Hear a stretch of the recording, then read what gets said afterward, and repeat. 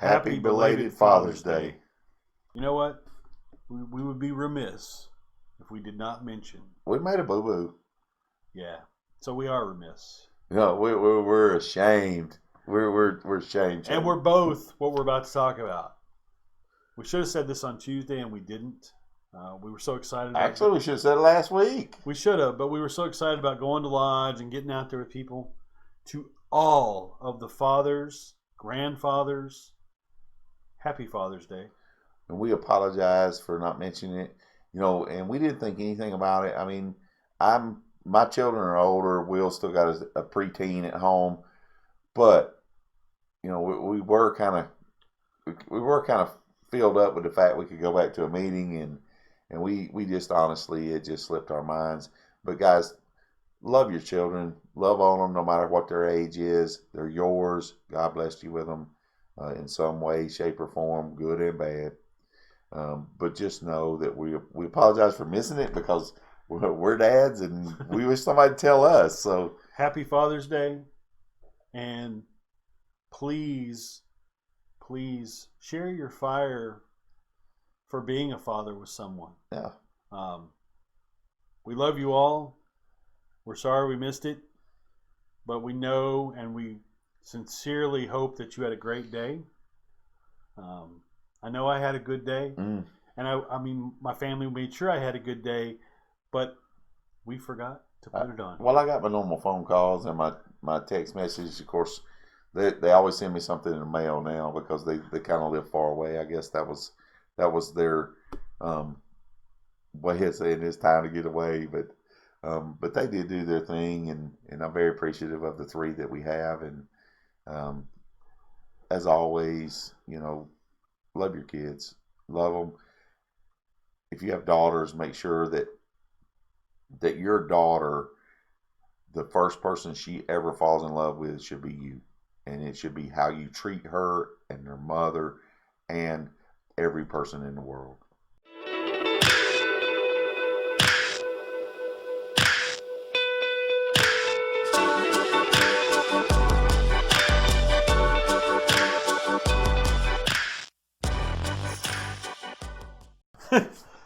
Brother Tyler, invite the guests into the lodge and leave the door open so that others may join us in our message tonight. Welcome to another episode of Follow Me. I think this is episode 28. 28. Wow. You believe we've been doing 28? This will be our 28th episode. So that put us 10, 12 weeks now? 13 weeks? 14 weeks. 2 a week. Yeah, 14 weeks. Going into our 4th month. So, if you don't know by now, we're your hosts. I'm Worship Brother Wiley Forster. This is Worship Brother Will Moore. Tonight's episode is brought to you by Set the Lodge on Fire. Not literally. No, I'm not talking about the fire that you start with matches and gasoline. Don't get any ideas. We do not condone that on this channel. But we want you to set the lodge on fire with your enthusiasms. Yes, and positivity. Positivity, your quest for knowledge, your quest for becoming a better Mason. You take that positive attitude into a lodge, and it spreads like a wildfire. Yes, and the more positive vibes you can bring, the better it's going to be. I mean, the opposite's true, too. You come in with negative vibes, and they spread. So come in with those positive vibes. Get those brethren fired up to be there. I'll tell you what, Tuesday, going to lodge. Good times. Going to my own lodge. You could see the fire in the guys there. And some people were still a little upset that we had these restrictions on us, but for the most part, everyone was extremely pleased to be there, like we've said before in our episodes last week. It was fantastic. And tonight, we're going to his lodge. Yes. And we're really looking forward to that because of the pump up we got from tonight being at my lodge. It was incredible. Yep, and you see on my shirt that I'm wearing today, I wore this shirt specifically for today. Well, let them read it. And everybody can see what my shirt says. I do this because it's in my heart, not because I expect something in return. When you bring that positive vibe in there, that's the vibe we need to bring to everybody. We need to bring, don't expect something in return. Well, you're going to get it. If you bring a positive vibe, you'll get something in return. I mean, yeah, well, it's going to fulfill your heart. Oh, You know, you and I talk extensively about certain things when it comes about doing things at lodges. Like this show, for example. We do this because we love Freemasonry. We want to bring somebody a message every week. We don't care what we get in return. The fact that one person tunes in and watches it is fulfillment enough for us. And we know we always going to have one visitor because it's our greatest critic. She lives downstairs, by the way. But overall, we want to bring that positive fire. We've been through, I consider what we've been through is the dark times. The dark ages. Yeah, we went all the way back in the dark ages where, we're trying to figure out what to do with our time and how to spend our time and efforts. And we found a medium. Yeah, we found something that sort of filled up our void, and hopefully it got to some of you too. Well, but now we're back in lodge. To us, the fire burns bright. We want to be that beacon of light for everybody all the time. Whether we're faced with whatever adversity our lodges will face right now, if we can still bring the good juice, it's going to be good. And it just blows me away. We've talked on episodes in the past about what's it going to be like when we get to go back to lodge. Are we prepared? What are we going to, what do we need to practice? What do we need to do? What's it going to be like? And we've gone over this over and over and over again because we're trying to put it together in our own heads. Now that we've actually gone back, it's almost hard to put into words the love I feel in the lodge. To me, it is a renewed flame that we've got going on because everyone really, really missed it. Well, and hopefully they refocused on what was important to them about Freemasonry.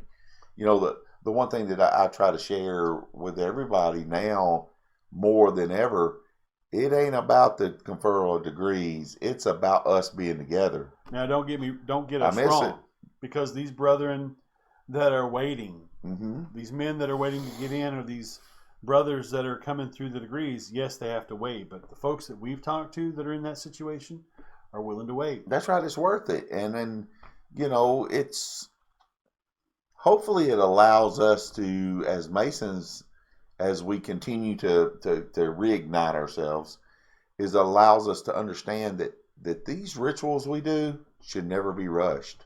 Oh, you shouldn't be in a quick hurry to get it done. Yeah, we understand that there's traditional stuff, barbecues, stuff like that that they want to happen. Brethren, it ain't about the money. It's about you as the people. We talked about it in several of our episodes. It's not the building. That's right. It's the people in it. You always talk about the old cliche, what makes a house a home? It's not the building that you live in. It's the people that live in it and the amount of love you spread for each other. Brotherly love, morality, and relief always come back into play in everything we do. It was a relief to see my brother. Yeah, absolutely. But how do you plan on going from this point forward? How do you plan to share this enthusiasm we have?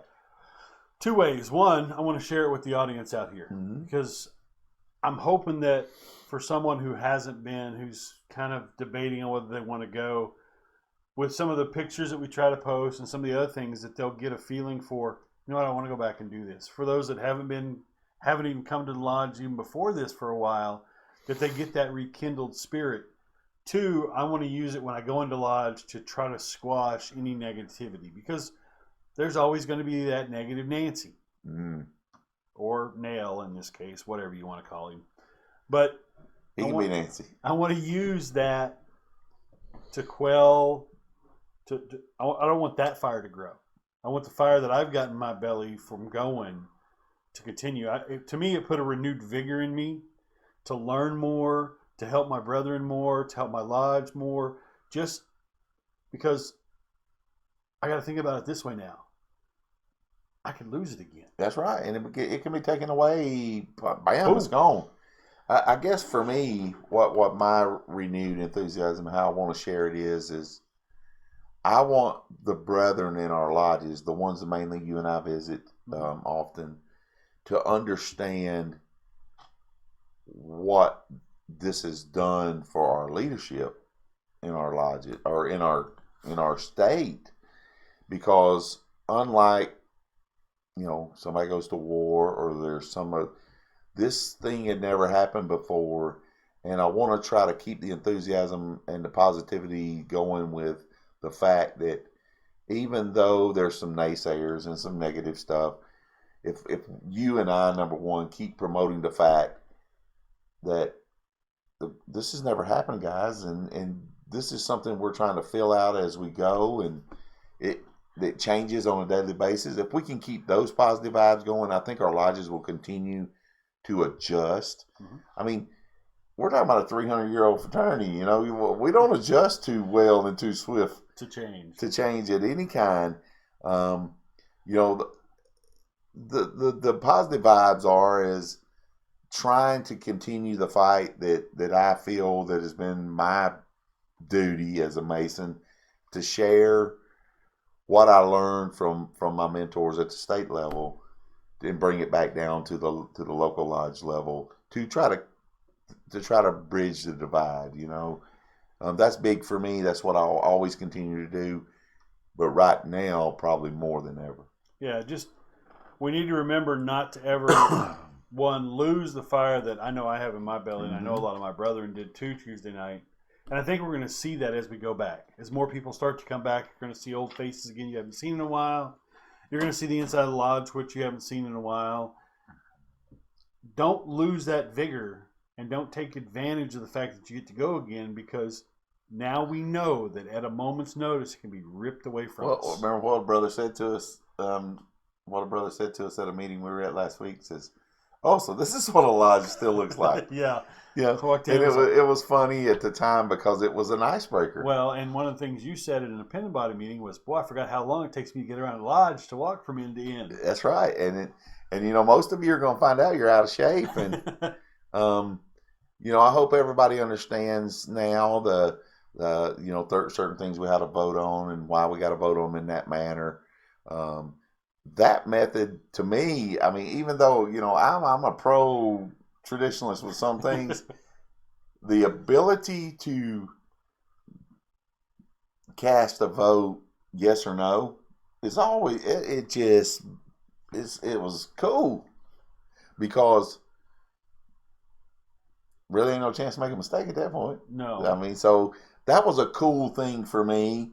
We're getting to see how we now have to have things in place in our codes and in our rules to deal with situations like this. Right. I mean, that's huge. I'm really surprised that after what happened in the 1918s, that we didn't have something within our code to be able to handle, even if it was an archaic way, a way for us to handle you can't go to lodge right now, or we're going to have to keep away from each other.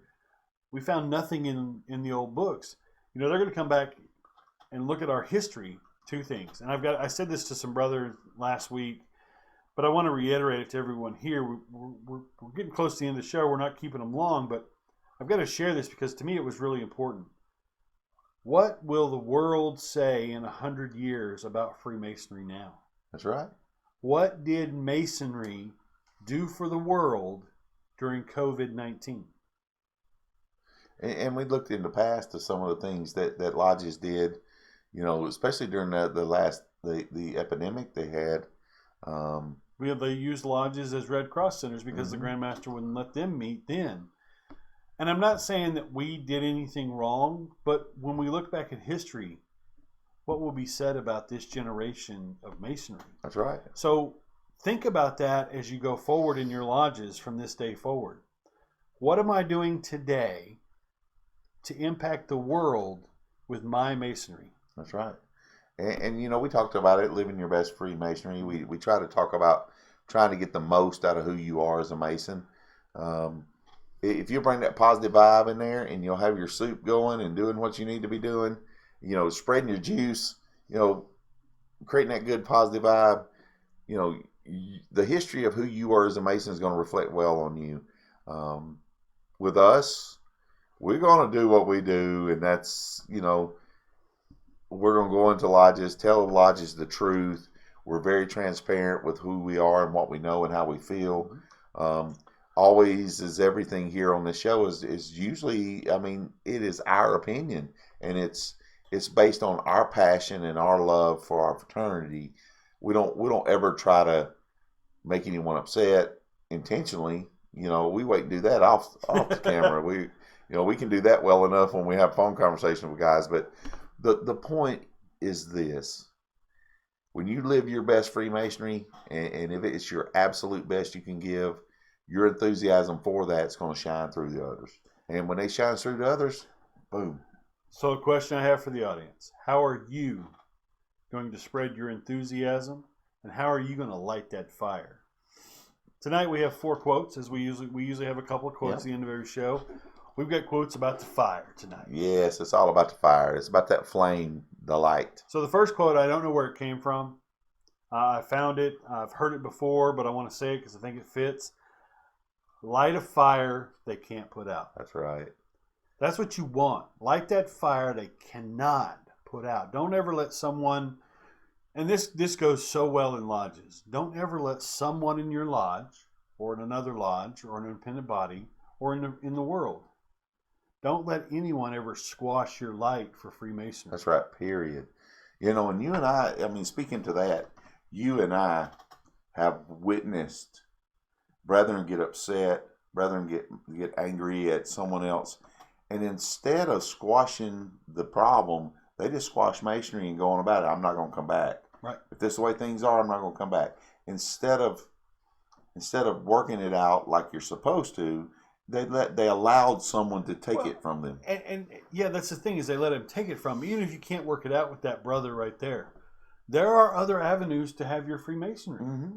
So don't let one bad apple in the barrel take it from you, because they won. And whether you like it or not, you promised that he was going to be your brother. I mean, he took the same obligations you did. Sometimes others forget them more often, and which is it's hard to do. And well, speaking on one thing that you really like, because mm-hmm. you're all about the education. Right. You're absolutely about the education, not only of yourself but of your brethren. So the mind is not a vessel to be filled. Right? Right. So the mind is not a vessel to be filled, but a fire to be kindled. What do you think about that? True, because if you can stimulate the mind, you can accomplish anything. Well, and I don't believe that you can fill your mind. No, you can't ever. And my grandmother always told me, I've said it before, if you don't learn something every day, you've wasted the day. Absolutely. Now the little quote I just gave, the mind is not a vessel to be filled, but a fire to be kindled, was made by Plutarch. Not sure who that is. I'm sure he was a philosopher, because that was pretty good words. Philosophizer? Yeah, philosophizer. And let's see, what we got else on here? The most powerful weapon on earth is the human soul on fire. Ferdinand Polk. So if your soul is burning deep, think about what you can accomplish. Anything. With a soul that's on fire for what you're trying to do. Why not put that in your light in Freemasonry and be that beacon of light, and just let your soul just take over. Oh. It brings me back to my youth when I had to go sit in a traditional Southern Baptist church. Oh. And the Holy Ghost starts rolling and the fire starts coming through your fingertips. Love it like that. Yeah. Bear in mind, we're not saying that any religion is right or wrong. No, I'm Methodist now, so I mean, I had to get out from over there, but still, at the same time, But for those that are Southern Baptist, what he's talking about. But when you grew up like I did, everybody around you went to a Southern Baptist church. It didn't matter where you come from. Everybody has visited one, or a revival at the creek, or some crazy, some of that crazy stuff. So, but anyway, the last quote we got tonight is, and I think this speaks very true to what we're trying to put across to you tonight. I survived because the fire inside me burned brighter than the fire around me. Joshua Graham. That's pretty powerful. As we all know, what's happening in the world today, the fires on the outside are massive. I mean, there are infernos all over the country, all over the world. We know how we feel about certain issues going on in the world. but because I love my fraternity and I love what happens in our fraternity, um, my faith and my family and my lodge are the things in my life that burn in me the brightest. Be the beacon so bright that someone comes up to you and says, "Tell me about Freemasonry." That's right. I like it. So with that, y'all, thank you for spending another evening with us. We really do appreciate your time. We value your time. Please remember to hit the subscribe button, the like button, and that little Pass bell. us on to friends too. Yeah. I mean, we don't do this for any other reason except to share a message. As we continue to get back into our lodge visits and we get more acclimated to what we're doing now, who knows? Maybe the Grandmaster will see fit to relax some of these things. We don't know. But what we do know is we have the opportunity to be together. We need to enjoy that. Use those moments to love on your brethren, because as we also find out, we're still an older fraternity and we got a lot of brethren passing on, and we don't know when this might be the last time we see them. Remember to always make a memory every time you go somewhere, especially your lodges. And whether or not the meeting's boring or not, make it worth your while. Yeah. It should be worth your while that you got to visit with someone and someone shared something with you. If you have an older member there, ask them. Tell me a story. How did you get into Freemasonry? What's been your most notable time in Freemasonry? And you'll find out that they've got a story to tell you and share with you. But as always, and as we always say and probably always will say, I'm sure as long as we're doing this, be excellent to each other. Have a good afternoon, a good evening, or a good night, wherever you may be.